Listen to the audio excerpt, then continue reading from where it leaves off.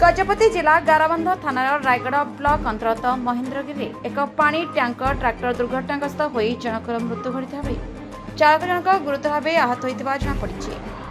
सूचना प्रकार महेन्द्रगिरी वन विभाग पर्यटक रहीस्थल तथा कटेज को पानी जोगाई नियोजित एक ट्रैक्टर टैंकर जोगे पानी नहीं जाता बेले कौन कारण घाटी रास्तार भारसाम्य हर दुर्घटनाग्रस्त होता।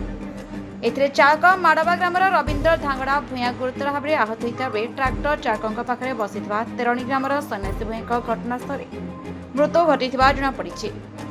ट्रैक्टर चालक रवींद्र को पारलाखेमुंडी स्थित जिला मुख्य चिकित्सा को पठाई जनाଯାଇଛି।